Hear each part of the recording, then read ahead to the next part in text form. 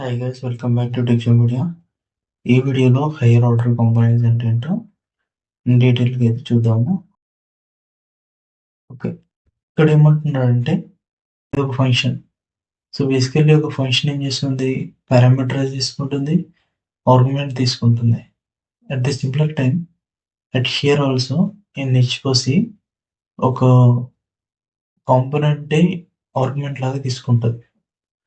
So ఆ argument లాగా తీసుకున్న కాంపోనెంట్ని మోడిఫై చేసుకొని దానికి ఏమన్నా డేటా పంపించాలనుకుంటే పంపించేసి ఒక కొత్త కాంపోనెంట్ లాగా మార్చి ఇస్తుంది, రిటర్న్ చేస్తుంది. Okay, so that is all about HOC component. ఇది ఇక్కడ చూడండి. సో ఇక్కడ విత్ లాగర్ అనేది ఒక హెచ్ఓసి కాంపోనెంట్, ఒక హెచ్ఓసి ఫంక్షన్. ఈ ఫంక్షన్ లో కూడా ఒక కాంపోనెంట్ తీసుకున్నాడు. ఆ కాంపోనెంట్ కి వచ్చిన ఈ విత్ లాగర్ లో నుంచి వచ్చిన ప్రాప్స్ ని ఈ ర్యాపిడ్ కాంపోనెంట్ లోకి ఒక ప్రాప్స్ లాగా పంపించాడు. మీకు ఎగ్జాంపుల్ ఇస్తే అర్థమవుతుంది. సో హలో అని నేమ్ అని ఉంది. సో ఈ హలోని నేను డైరెక్ట్గా కాల్ చేయను. దీని మధ్యలో ఇంకొక కాంపోనెంట్ ఉంటుంది, అదే హైయర్ ఆర్డర్ కాంపోనెంట్. సో ఎందుకు అది రాయాల్సి వచ్చిందంటే నేను ఇక్కడ డైరెక్ట్గా హలో అని పెట్టి ఆ హలోకి ప్రాంప్ట్ కూడా పంపించచ్చు. బట్ ఏమైందంటే ఇన్ కేస్ ఇక్కడ ఒకటే ఉంది కాబట్టి ఓకే. సో మల్టిపుల్ ఉంటే ఆ నేమ్ అన్నది ఈజీగా హ్యాండిల్ చేయాలనుకుంటే మనం ఒక కాంపోనెంట్ స్టేట్లో మేనేజ్ చేసుకోవాలన్నప్పుడు ఇలా మేనేజ్ చేసుకోవచ్చు. సో దీనిలో చాలా బెనిఫిట్స్ ఉంటాయి. ఇది చాలా అంటే చాలా బేసిక్ ఎగ్జాంపుల్ దర్శిత్. దీంట్లో చాలా థింగ్స్ ఉంటాయి. ఇంకా చూడండి. సో నేను ఏం చేశాను, విత్ లాగర్లోకి ఒక కాంపోనెంట్ కాల్ చేశాను, దట్ ఈస్ హెలో. సో అదేం తీసుకుంటుంది, ప్రాప్ కింద నేమ్ తీసుకుంటుంది. సో నేను ఇది కాల్ చేసుకునేటప్పుడు దీంట్లోకి నేమ్ పంపించాలి. ఇక్కడ నేమ్ పంపించానంటే లాగర్లోకి నేమ్ వస్తుంది ప్రాప్ కింద. సో ఆ ప్రాప్ మళ్ళీ ఈ కాంపోనెంట్కి మనకి పాస్ చేసిన కాంపోనెంట్కి ప్రాప్ లాగా ఈ నేమ్ వెళ్తుంది. ఇక్కడ ఎంటర్ చేసిన నేమ్, సో అక్కడ అవుట్పుట్ వచ్చేస్తుంది. Hope you understand. ఒకవేళ హలో కాదు ఇంకా చాలా థింగ్స్ ఉన్నాయి, ఇంకా కొన్ని 2, 4, 3 కాంపోనెంట్స్ ఉన్నాయి అనుకోండి. ప్రతిదానికి నేమ్ అయితే పాస్ చేస్తున్నాం అనుకోండి. సో అప్పుడు ఏంటి, అది ఏ కాంపోనెంట్కి వెళ్ళినా సరే ఈ విత్ లాగర్లో నుంచే వెళ్తుంది.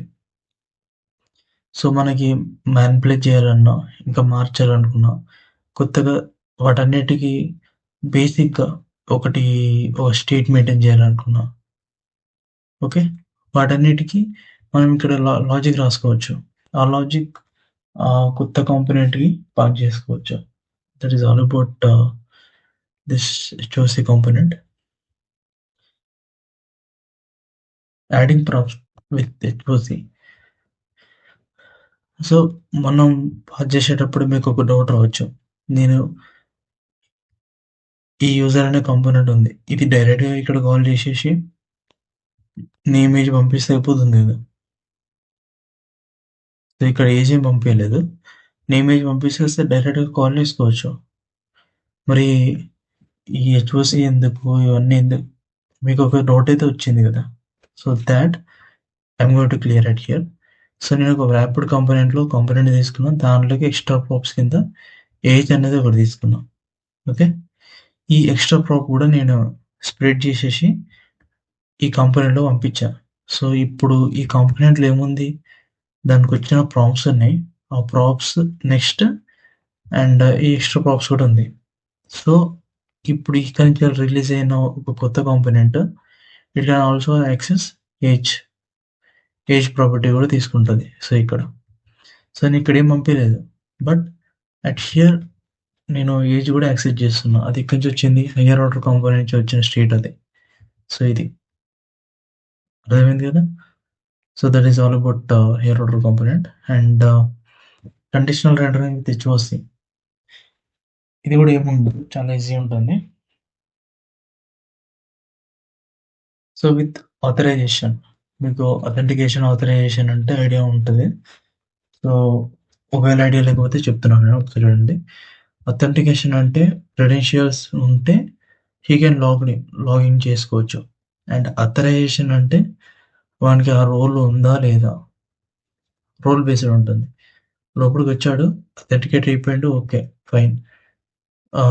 లోపలికొచ్చాక రోల్ బేస్ మీద కొన్నేమన్నా ఫీచర్స్ ఓన్లీ అడ్మిన్ మాత్రమే he need to access some data అన్నప్పుడు ఆథరైజేషన్ యూజ్ అవుతది. సో, ఇక్కడ చూడండి. విత్ ఆథరైజేషన్ అనేది ఒక హైయర్ ఆర్డర్ కాంపోనెంట్ తీసుకున్నా. సో, దీంట్లో ఒక కాంపోనెంట్ ఎళ్తుంది. నేను ఇక్కడ చూడండి ప్రాప్స్ ఈజ్ అథెంటికేటెడ్. ఈ అథెంటికేటెడ్ అనేది ప్రాప్స్‌లో నుంచి వచ్చింది. అంటే ఖచ్చితంగా మనం కాలేజ్‌కెళ్ళినప్పుడు పంపియాలి. ఆర్ ఎల్స్ ఇలా వద్దు. నాకు ఒక టోకెన్ ఉంది. ఆ టోకెన్ లోగో స్టోరేజ్‌లో ఉంది. సో, ఆ టోకెన్ ఉంటేనేమో the user is activated and okay. He is logged in. If there is no token in local స్టోరేజ్‌లో ఒకవేళ లేకపోతే token then he is not authenticated user. So, అలాంటి లాజిక్ ఇక్కడ రాసుకోవచ్చు. ఇక్కడ రాసుకొని ఆ కాంపోనెంట్‌లోకి పంపించుకోవచ్చు. సో, పంపిస్తే ఏమవుతది? సో, యూజర్ అనేవాడు అథెంటికేట్ అయ్యి లేడు. సో దట్ మనం ఇక్కడ ఒక లాజిక్ రాసుకోవచ్చు. ఇప్పుడు ఇక్కడైతే లేదు. బట్ మనం ఇక్కడ రాసుకోవచ్చు. యాహ్! అట్ హియర్ ఓన్లీనా. సో, ఇదొక boolean. So, if it is false then you need to login అని మనం పంపించుకోవచ్చు. సో, ఎందుకంటే అది వాడు అథెంటికేటెడ్ అయ్యి లేడు కాబట్టి. మీరు ఇమాజినేషన్ కూడా చేసుకోవాలి కొంచెం. సో, ఇది. సో, ఇలా మనం ప్రొటెక్టెడ్ రౌట్స్ కూడా క్రియేట్ చేసుకోవచ్చు. మాక్సిమం రియాక్ట్‌లో ప్రొటెక్టెడ్ రౌట్స్ అంటే ఇలానే యూజ్ చేస్తారు.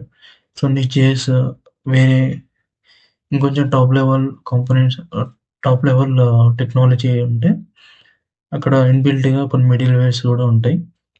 సో, మిడిల్‌వేర్ లేకుండా ఒక హైయర్ ఆర్డర్ కాంపోనెంట్‌తోని ప్రొటెక్టెడ్ రౌట్‌ని క్రియేట్ చేసుకోవాలనుకుంటే this is the best option. Okay. So, ప్రాక్టికల్‌గా చూద్దాం ఇవి. నాకు లెఫ్ట్ సైడ్‌లో ప్రాజెక్ట్ ఉంది. అండ్ రైట్ సైడ్‌లో ప్రాజెక్ట్ రన్ అవుతుంది. 5173 పోర్ట్ మీద. సో, నేను ఫస్ట్ ఎగ్జాంపుల్. సో, నేను ఇవన్నీ సెపరేట్ రాస్తాను. యాక్చువల్‌గా ఒక్క ఫైల్‌లో కూడా రాసుకోవచ్చు. But it's not a good practice. So, నేను డిఫరెంట్ ఫైల్స్ రాస్తాను. సో, ఇదొక function which is utility function అంటే అది ఒక కాంపోనెంట్ దగ్గర కాదు. మల్టిపుల్ కాంపోనెంట్స్ దగ్గర యూజ్ చేస్తాను అని మీనింగ్. సో, ఇదైతే కాపీ చేసుకున్నా. అండ్ నేను ఒక ఫైల్ క్రియేట్ చేస్తా. utils.ts or js, whatever you want, you can. Okay. js file తీసుకున్నా.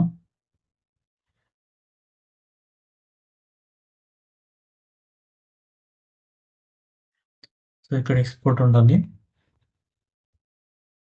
ఎక్స్‌పోర్ట్ ఉంటే నేను ఎక్స్‌పోర్ట్ లాగా వేరే దగ్గర కాల్ చేసుకోవచ్చు మనం. సారీ. ఓకే. అండ్ ఇది జస్ట్ టైప్ చెకింగ్ కోసమే. You can do this. Okay.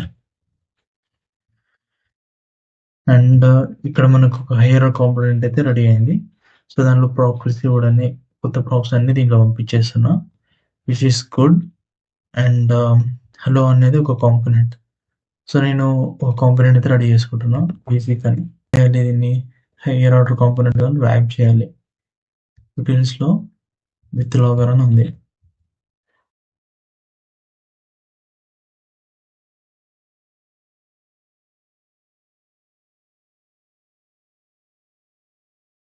With లాగర్‌ని import చేసుకోవాలి.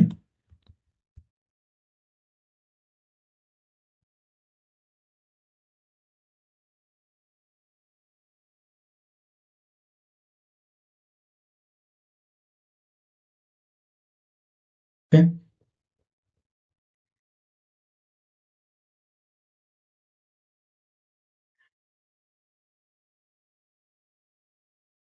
ఈ బేసిక్‌ని ఇక్కడ కాల్ చేసుకోండి.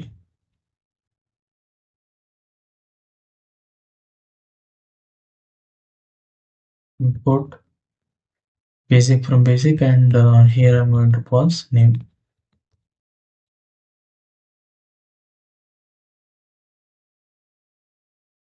ఈ HVAC లోని బేసిక్‌ని ర్యాప్ చేసిన. సో, ఈ హెచ్ఓసీలో ఏముంది, ఒక ప్రాప్ పంపిస్తే ఆ ప్రాప్‌లో నేమ్ పంపించాను. యాక్చువల్లీ ఇక్కడ చూడండి. సో, మనకి ఇక్కడ ఏమైనా ఈ విత్ లాగర్‌కి ప్రాప్స్ వస్తాయి. ఆ ప్రాప్స్ డైరెక్ట్‌గా కొత్త ప్రాప్స్‌లోకి పంపించాను. కొత్త కాంపోనెంట్‌లోకి పంపించాను. సో, నేను ఇక్కడ యాప్ బార్‌లో సారీ అప్‌డేట్ జేఎస్ఎక్స్‌లో నేమ్ పంపాను. ఈ నేమ్ ఇక్కడ వచ్చేసింది.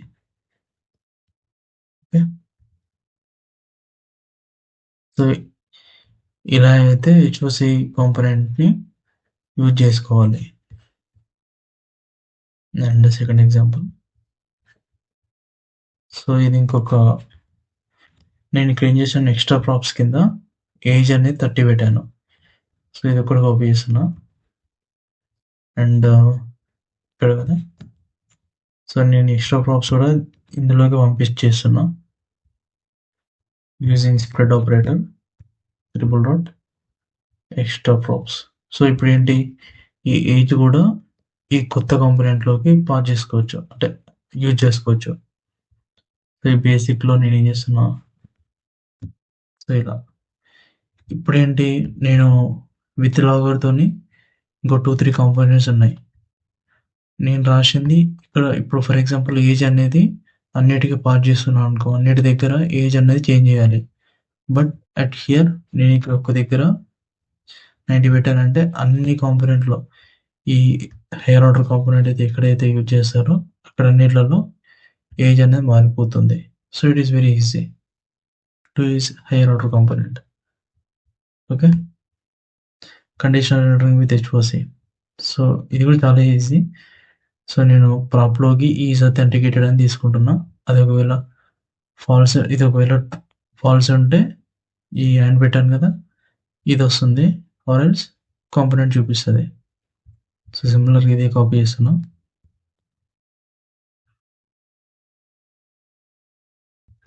సో, ఈజ్ అథెంటికేటెడ్ ఒకవేళ ఫాల్స్ ఉంటే మనకి ఇదొస్తుంది. సో, ఇక్కడ అండ్ సింబల్ పెట్టాను కదా, సారీ ట్రూ పెట్టాను. మన కాంపోనెంట్ వచ్చేసింది. సో, ఇక్కడ ఉంది చాలా చిన్న బేసిక్ ఎగ్జాంపుల్. బట్ మీరు రియల్ వరల్డ్ సినారియోలోకి వెళ్తే ఇది కొంచెం హార్డ్ ఉంటుంది. ఓకే. కొంచెం ప్రాపర్‌గా చేయాల్సి వస్తది. ఇప్పుడు ఏమర్థమైంది మీకు? సో, ఈజ్ అథెంటికేటెడ్ అనే దాంతోని నేను కొన్ని పేజెస్ ఓన్లీ అడ్మిన్‌కి మాత్రమే చూపెట్టాలనుకున్నాను అనుకోండి. సో, అలాంటి టైంలో ఇది యూజ్ అవుతుంది. ఇలా రాస్తే. సో, మనం కొత్త కాంపోనెంట్ రాసాం. ఆ కొత్త కాంపోనెంట్‌లో వ్రాప్ చేసేస్తాం. అంటే హైయర్ ఆర్డర్ కాంపోనెంట్‌తోని ఇలా వ్రాప్ చేస్తాం. That is all about the higher order component. If you are not subscribed to our channel, please do subscribe. Thank you.